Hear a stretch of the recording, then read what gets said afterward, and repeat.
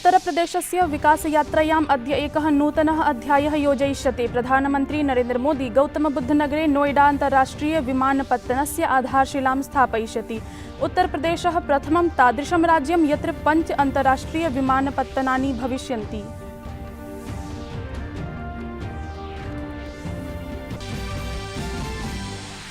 प्रधानमन्त्री नरेन्द्र मोदी बुधवासरे 39तमस्य प्रगत्युपवेशनस्य अध्यक्षताम् अकरोत्। एतत् उपवेशनं सुशासनं वर्धयितुं समयबद्धरीत्या च अनुवर्तमानानि विकासकार्याणि सम्पादयितुम् आयोज्यते। उपवेशनक्रमे 9 कार्यसूच्यः प्रस्तुताः।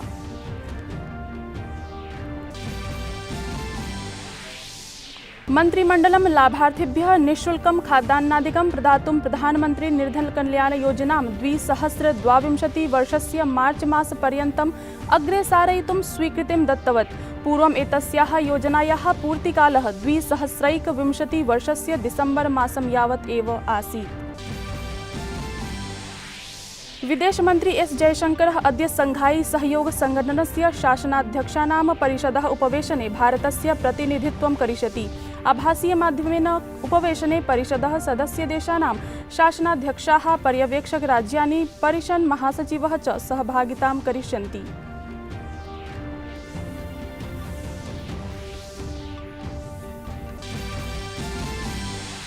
देशस्य सागरीयां सामरिकीं शक्तिं दृढयितुम् अद्य INS वेलायाः समावेशः भारतीय नौसेनां भवति। स्कार्पीन संरचनायाः कलवरी श्रेण्याः एषः चतुर्थः जलाभ्यन्तरीणपोतः भविष्यति। नौसेना प्रमुखः एडमिरल करमबीर सिंहः एतं नौसेनायां समावेशयिष्यति। वेला जलपोतः मेक इन इंडिया अभियानस्य अन्तर्गतं निर्मितः अस्ति। भारत न्यूजीलैंडयोः मध्ये क्रिकेट निकषस्पर्धा मालिकायाः प्रथमं द्वन्द्वम् अद्य कानपुरे ग्रीन पार्क क्रीडाङ्गणे आरभते। रोहित शर्मणः, विराट कोहलिनः च अनुपस्थितौ भारतीयदलस्य युवक्रीडकाः स्वप्रतिभा प्रदर्शनं कृत्वा द्वन्द्वं जेष्यन्ति इति अनुमीयते। अभिवादये, अहमस्मि हेमलता। अत्र भवतां स्वागतम् एतस्मिन् डीडी न्यूज़ वार्ता प्रसारणे। अथ वार्ताः विस्तरेण। उत्तरप्रदेशस्य विकासयात्रायाम् अद्य एकः नूतनः अध्यायः योजयिष्यते। प्रधानमन्त्री नरेन्द्र मोदी उत्तरप्रदेशे जेवरे नोएडा अन्ताराष्ट्रिय विमानपत्तनस्य आधारशिलां स्थापयिष्यति। प्रधानमन्त्रिणः परिकल्पनायाः अनुरूपम् एतस्य विमानपत्तनस्य निर्माणं भविष्यति। राज्ये अनेकेषां विमानपत्तनानां विकासः भवति। अनेन अनेकेभ्यः व्यवसायेभ्यः नूतनाः अवसराः उत्पन्नाः भविष्यन्ति। उत्तरप्रदेशः प्रथमं तादृशं राज्यं यत्र 5 अन्ताराष्ट्रिय विमानपत्तनानि भविष्यन्ति। दिल्ल्याः, नोएडायाः, गाजियाबादस्य, अलीगढ़स्य, आगरायाः, फरीदाबादस्य एतत् समीपवर्ती क्षेत्राणां च यात्रिणः अनेन पदक्रमेण लाभान्विताः भविष्यन्ति। प्रधानमन्त्री नरेन्द्र मोदी बुधवासरे 39तमस्य प्रगत्युपवेशनस्य अध्यक्षताम् अकरोत्। एतत् उपवेशनं सुशासनं वर्धयितुं समयबद्धरीत्या च अनुवर्तमानानि विकासकार्याणि सम्पादयितुम् आयोज्यते। उपवेशनक्रमे 9 कार्यसूच्यः प्रस्तुताः, यत्र 8 परियोजनाः 20,000,000,000 आसन्। प्रधानमन्त्री एतासाम् अपि परियोजनानां समीक्षाम् अकरोत्। अत्र 3 रेलविभागीयाः, मार्गपरिवहनस्य 2, ऊर्जामन्त्रालयस्य 2, एका च शिलातैलमन्त्रालयस्य परियोजनाः समाविशन्ति। प्रधानमन्त्री पोषणाभियानस्य अपि समीक्षाम् अकरोत्। बालकेषु पोषणम् अभिलक्ष्य अभियानं सफलीकर्तुं प्रधानमन्त्री स्वयं सहायता समूहात् सहायतां स्वीकर्तुं जागरूकताभियानं च प्रवर्तयितुं बलं दत्तवान्। प्रगतेः 38 उपवेशनानि अधुनावधि आयोजितानि, यत्र आहत्य 14.64 लक्षकोटिरूप्यकाणां परियोजनाः समीक्षिताः।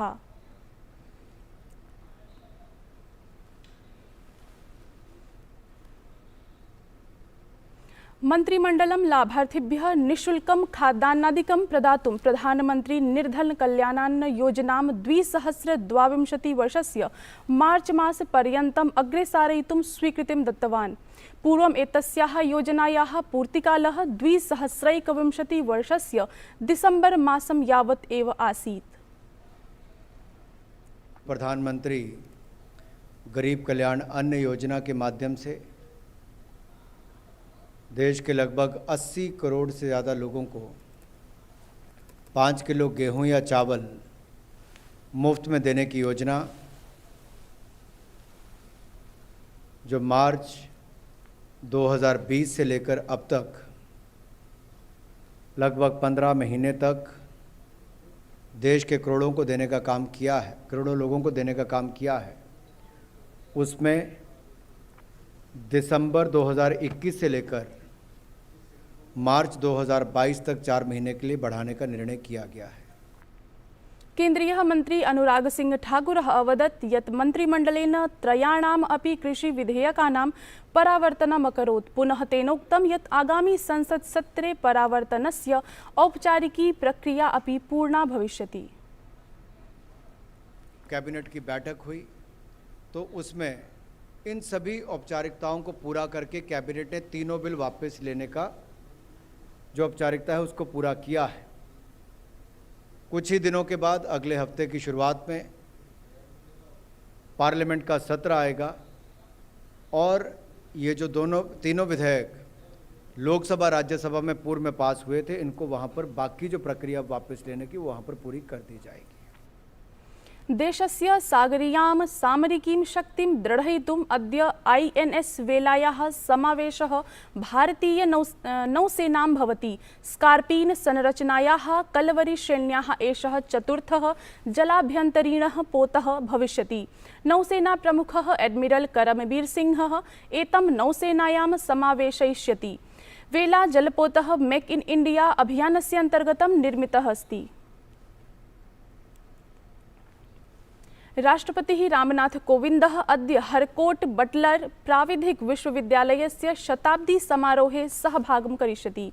जनान् अपि सम्बोधयिष्यति। अस्मिन् अवसरे राष्ट्रपतिः एकं कॉफी टेबल बुक इत्येतत् पुस्तकं विश्वविद्यालयस्य इतिहासबोधकम् एकं पुस्तकं प्रैषमुद्रा चिटिकाम् एकं विशिष्टम् आवरणम् एतस्य विश्वविद्यालयस्य शताब्दी समारोहाधृतस्य नाणकस्य चित्रं च लोकाय अर्पयिष्यति।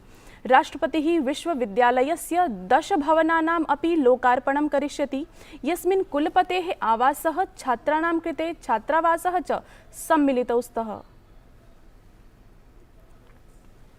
राष्ट्रपतिः रामनाथ कोविन्दः कानपुरे चौधरी हरमोहन सिंह यादवस्य जन्मशताब्दी समारोहे सहभागम् अकरोत्। चौधरी हरमोहन सिंह यादवः एकः शिक्षाविद्, समाजसेवी, स्वतन्त्रता संग्राम सेनानी च आसीत्। सः अतीव लोकप्रियः राजनीतिज्ञः अपि आसीत्। समारोहं सम्बोधयन् राष्ट्रपतिः अवदत् यत् चौधरी हरमोहन सिंहः स्वजीवने शिक्षायै सर्वान् प्रोत्साहितवान्।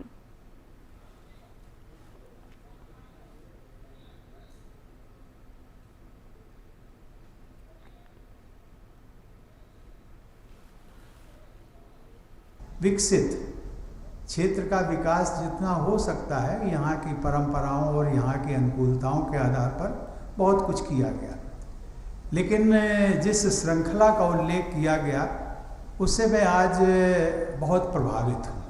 शिक्षण संस्थाओं का जाल, एक ऐसा जाल बिछा दिया गया और जिसके लिए चौधरी हरमोहन सिंह बहुत हम सबको कई बार कहते थे कि भाई कुछ आपके गांव में हो सके तो हो, ना हो सके, विकास हो या ना हो, लेकिन विकास का जो आधार है वो शिक्षा होती है और शिक्षा यदि बच्चों को मिलेगा तो वो अपने आप विकास का रास्ता ढूंढ लेंगे।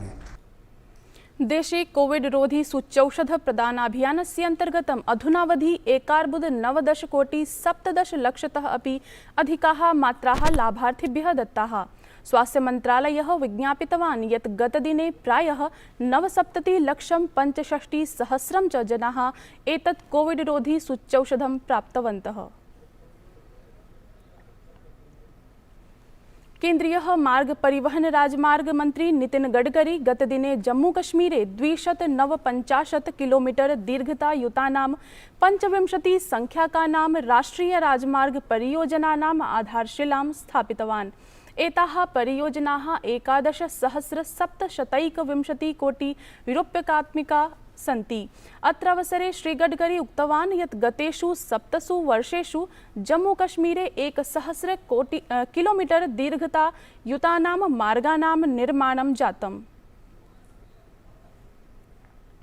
2014 में जब हमारी सरकार आई, मैं मंत्री बना, तो जम्मू कश्मीर में एनएचआई की लंबाई केवल 1695 किलोमीटर थी और 2021 में आज एनएचआई की लंबाई 2664 किलोमीटर हुई है। 1000 किलोमीटर ये 5-7 साल में हमने बढ़ाया। जम्मू कश्मीर की इस परिस्थिति को देखकर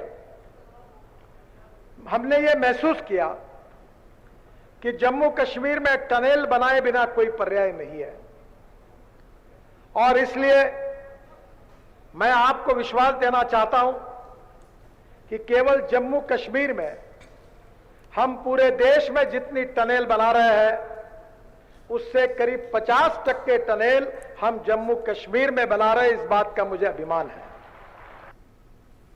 श्रीनगरे एकस्याः शिक्षिकायाः अन्येषां नागरिकानां च हत्याप्रकरणे वाञ्छितम् आतङ्कवादिनं लश्करस्य स्वयंभू नेतारं च मेहरान यासीनं समेत्य 3 आतङ्कवादिनः सुरक्षाबलैः मारिताः। आतङ्कवादिनः लश्करे तैयबायाः सहयोगी संघटनेन TRF इत्यनेन सम्बद्धाः आसन्। गतमासे श्रीनगरस्य ईदगाह क्षेत्रे एकस्मिन् विद्यालये गोलिकाप्रहारपूर्वकं 2 शिक्षकयोः अनेकेषां नागरिकानां च हत्या प्रकरणेषु मेहरानः सुरक्षाबलैः अन्विष्यते स्म। विदेशमन्त्री एस जयशंकरः अद्य शंघाई सहयोग संघटनस्य शासनाध्यक्षाणां परिषदः उपवेशने भारतस्य प्रतिनिधित्वं करिष्यति। वीडियो कॉन्फ्रेंसिंग इति आभासीय माध्यमेन उपवेशने परिषदः सदस्यदेशानां शासनाध्यक्षाः, पर्यवेक्षक राज्यानि, परिषद महासचिवः च सहभागितां करिष्यति।